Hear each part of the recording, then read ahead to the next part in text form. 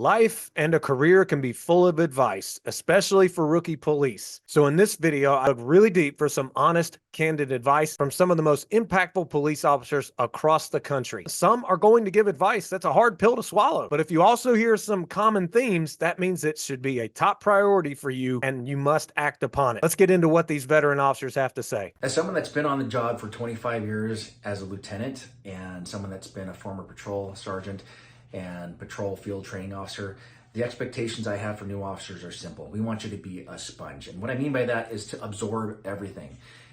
Absorb the experiences, absorb the information that's given to you, absorb the training, and most importantly, expect to make mistakes. Get comfortable with being uncomfortable. You might be in a situation that you don't know what to do. The important thing is to make a decision.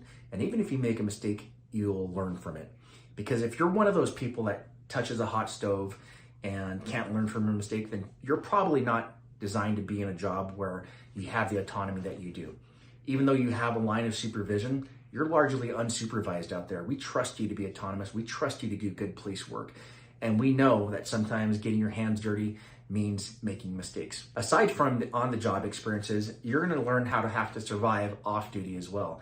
And part of that survival is learning by giving yourselves an education if that's where you lack, or physical training if that's where you lack. Even me, someone who's gonna be 47 years old in a couple weeks, I still keep myself in optimal physical condition. I work out and I do jiu-jitsu. I've been doing jiu-jitsu for the last 6 years, which is something new to me, but it's something I want to be an example to the troops and do. So if I can do it, so can you. Be that sponge, be safe. God bless. I tell the young officers, I go, look, you have this big glass or this chalice, and as you're starting your career, it's very empty because you're super smitten to be here, you're excited, and you don't have a lot of that trauma, which is good. It is really good. But as you start working through time, you start adding to that chalice. And if you're not working to constantly empty that, you're going to get to the point where you overflow. You know, when you're a young officer, you're excited, you're like, wow! I mean, somebody drinking underage, they take off running, you're like, wow! 15 to 20 years later, you got to weigh the risk versus the reward, you know what I'm saying? You're like, I got to blow out a knee or something. And I got to be honest with you, I'm not what you call foot pursuit material anymore, all right? If you see me running after somebody, hit that son of a bitch with your car. That's a homicide suspect. And send an ambulance too while you're at it.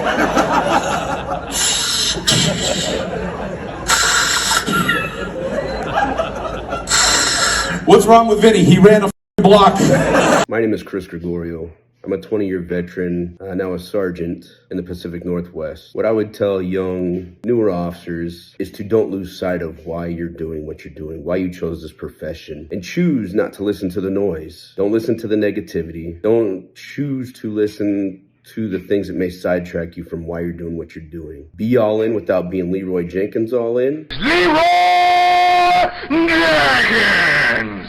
And stay committed to the job. Stay committed to the integrity. Stay committed to the service. Anytime we get outside of that and we let those negative outside forces in and have any impact on our happiness that we choose to work for, they win. Whoever they is for you, they win. And the reality is that the more difficult things are in your society that you're choosing to work at, the more impact you can have, the more lives you can save. I want to just take a minute to emphasize the importance of prioritizing your mental wellness as you embark on this noble and challenging career. Throughout your journey in law enforcement, you will undoubtedly encounter situations that are emotionally and mentally taxing. From handling intense crime scenes to confronting difficult individuals, the demands of the job can weigh heavily on your mind. Some of the things that you will encounter will not only affect you during your career in law enforcement, but for the rest of your life. It's crucial to recognize that seeking support for your mental health is not a sign of weakness, but a testament to your strength and resilience. By prioritizing your mental health, you not only safeguard your own well-being, but you also ensure that you can continue to serve your community effectively. Stay safe and take care. Hey y'all, Eric Levine, 2 Cops, 1 Donut. I was asked what piece of advice or pieces of advice would I give to new officers.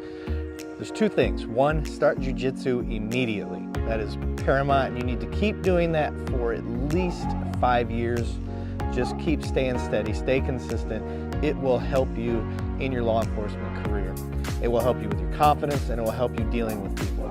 second thing I recommend that you do, talk to as many people as you can and take as many calls as you can. Get as much experience as you can in the field. It will help you prepare for the future, and it will start to minimize that 0 to 5 years where you're at the highest risk of getting yourself in trouble because you're out there doing police work. Not bad trouble, just trouble in general. We make mistakes. Don't be afraid to make mistakes, but if you find yourself avoiding calls because you don't want to make mistakes, you're going to make mistakes. So that's my piece of advice. 18 years of law enforcement, military cop as well. Highly recommend you do those things, and you will have a very fun, very successful career.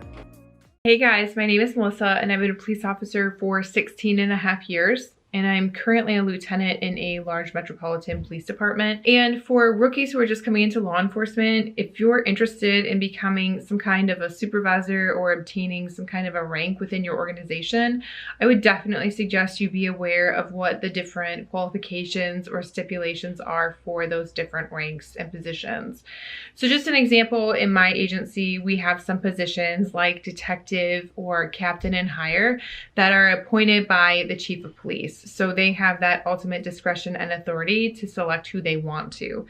But then we have other positions that are supervisory, those of sergeant and lieutenant, that are promoted positions, and these promotions are done outside of the agency. So you're tested and analyzed essentially by groups of people who are not involved in your agency, which in my opinion is a very good process because it leaves it open to having the most qualified and best candidates being selected as opposed to having them kind of picked from people who may or may not be known in your agency. I'll also say that when people do have promotions, they often find themselves being moved off of the off days that they had before, off of the shifts that they had before, which can be really difficult if you have children or a family.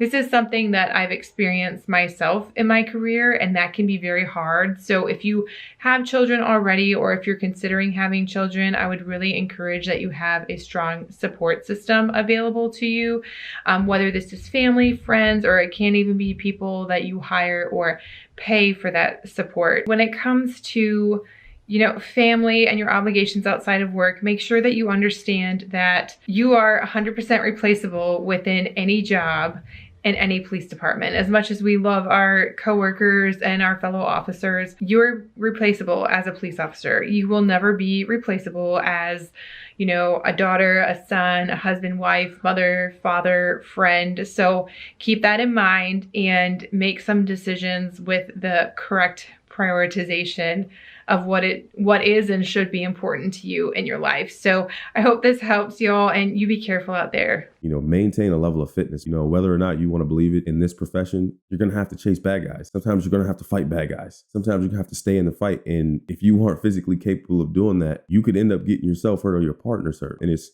going to be important to your mental health. Fitness has been proven to improve mental health generally. So stay in the gym, man. Don't fall victim to a lot of the veteran guys who will sometimes say things that can deter you from doing certain things. When I first started on the job, I had people tell me, cops don't need a social media and all this other stuff. And it's taken me a lot of places. I'm not saying go out there and violate your departmental policies, but what I am saying is keep that mindset of being a go-getter. Keep that mindset of being hungry. And one more thing I'll say before I go, your mental health on this job. That's something that cops don't talk about a lot, and there's a reason they don't. Have something outside of being a police officer. Do not give up your hobbies. Being a cop 24/7 is not healthy for you. You're going to see some things that are going to be traumatic. You're going to see some things you're really not going to want to see, and you would have been better your whole life without ever seeing. Be a cop when you're on the clock. When you're off the clock, be a normal person, because that's what's important, is maintaining that level outside of it. Hey everybody, it's Garrett Tesloff from the Squad Room, and here are 4 things that I think every new cop should know. First is that it takes years to earn trust, seconds to spend it. So be careful and do what you say and say what you do. Second is that you should never base your career and your idea of success on convictions or sentences, because those things are completely out of your control. Focus on your own output and what you bring every day, and then you will be able to define success on your own terms. Third is that your career is largely in the hands of other people for the entirety of your time at the agency. So build relationships early and often. Find ways to be of service to your agency and to the people you work with, you work for, and then eventually who work for you. Fourth, and the most important one, is that your family is going to sacrifice far more for this job than you are. You're the one living the dream. They are not. So honor that and pay attention to the sacrifices that they're making so that you get to do your dream job. Hey guys, first and foremost, find something outside of law enforcement early. You don't want being a police officer to become your identity as much as you'll love the job. So know your laws, your policy, your tactics, report writing. It's going to help you thrive. It's going to help you grow. It's going to keep you consistent, and it's going to get you noticed, and you're going to have a great reputation of being a solid officer. Try different things. Keep an open mind. Don't just jump right into, I know I want to be SWAT. I know I want to work narcotics. Try different things. Keep an open mind. You might find that you really love kids and you might want to be an SRO, and it might be one of the best things you've ever done. But just keep an open mind with most of the things you do in law enforcement. So I cannot express how important this is. Treat people with respect as much as you possibly can, from community members, peers, everybody. You treat people with respect. You have great communication skills. Communication is going to be the number one thing that I think that any young officer has to have, is good communication skills. Work hard, have fun. This job is great. This job can be a blast. The greatest moments of my career have been from super hard work, intense cases, and a lot of fun. So take care, guys. Hey everybody, Tom Rizzo. I'm gonna give it to you like this, very simple. Two ideas. Number one, first and foremost, don't forget where you come from and who you were before you put a badge on. Why is that? Well, because that's your fabric, right? That's what makes you up. Don't let the game, and I call it the game because the job in and of itself is easy. It's what we allow it to do to us sometimes that makes it difficult. So I want you to realize, don't let the game change you. Your fabric is your fabric. Keep it real. Keep who you are intact so that when the time comes that you look back and you say, my career's dwindling down, I'm almost done, whatever the case may be, you are a whole version of yourself. The other part of it's going to be this. Yeah, you want to study policies, procedures, rules, regulations, laws, all of that. You should get good at it. But I think you should obsess over people skills. Learn people. Think about, who do we protect and serve? Who is it that we have to encounter? Who is it that we have to arrest? Who is it that we have to do all the facets of the game? People. We're in the business of people. So if you want to get good at the game, you got to simultaneously get good at people and dealing with people. How do you get good at people? Remembering that you yourself are a person. And there's a big difference between being human and being and acting humane. So if there's one thing the Tom now would have told the Tom then to make it that much easier and to help me to be better, is study, obsess, and just do nothing more than always keep in touch with the human side of yourself. Be safe, back each other up. Godspeed to you, and thank you for taking the baton that folks like me are passing to you, because you do represent the next generation to come. God bless you guys. Be safe. Hey everybody, I'm Eric Tung. I'm a police commander, active LEO, and wellness coordinator for my department. What I will say to summarize everything is practice leadership and start with yourself, right? Leadership is ownership. And for you to be effective for yourself, for your family, for your department, for your team, for your community, you have to focus on your locus of control. You have to worry about the things that you can worry about. Start there.